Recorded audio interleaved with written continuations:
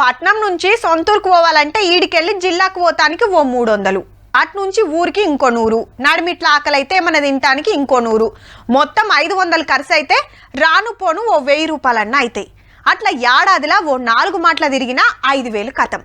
ఇక ఫంక్షన్లకు ఓ 4 మాటల పోయేస్తే రాను పోను ఖర్చులు కట్నాలు అన్ని కలుపుకుంటే ఓ 10,000 అన్నా అవుతాయి. ఇది మన లెక్క. మరి దేశాన్నేలే ప్రధానమంత్రి సార్ ఏటన్నా పోతే ఇగో గిట్లుంటది.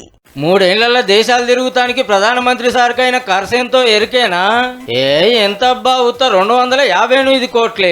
రానుబోన్ ఖర్చులు, ఆడ ఉండటానికి సార్కు స్వాగతం చెప్తానికి కడమ చిల్లర ఖర్చులు అన్ని చూసుకోవాల్సింది ఆ దేశంలో ఉండే మన ఆఫీసర్లేనాయే. 3 ఏళ్లలో 38 మాటల బయట దేశాలకు పోయిండట. 2 ఏళ్ల కింద అమెరికాకు పోతే 22 కోట్లు అయితే నిరుడు పోయినప్పుడు 15 కోట్లు అయినాయి. పోలాండ్కు పోతే 10 కోట్లు, బ్రెజిల్కి 5 కోట్లు, రష్యాకు పోయేస్తానికి 5 కోట్లు, జపాన్కు పోతే 17 కోట్లు, నేపాల్కు 80 లక్షలతోనే పోయి వచ్చిండు. మీకెట్లేరుకా అంటారేమో. మోడీ సార్ బయట దేశాల టూర్లకైనా ఖర్చు ఎంతో బయట పెట్టాలని రాజ్యసభలో ప్రతిపక్షం కోరితే ఇవన్నీ ముంగటేసిర్రు సెంటర్ వాళ్ళు. Prime minister means PM, our prime minister means picnic minister. గంతనా గింతనా అనుకుంటా పాత ప్రధానమంత్రి మన్మోహన్ సింగ్ సార్ పోయినప్పుడు ఎంత ఖర్చు అయిందో సుధ చెప్పిర్రు.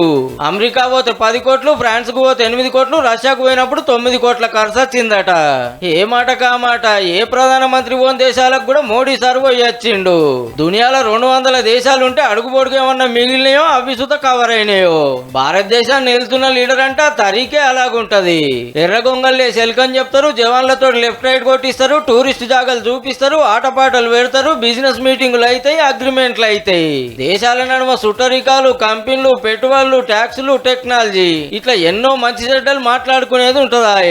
3 ఏళ్లకే 258 కోట్లు అయిందంటే ఈ 10 ఏళ్లలో అల్కగా 1000 కోట్లు కావచ్చు.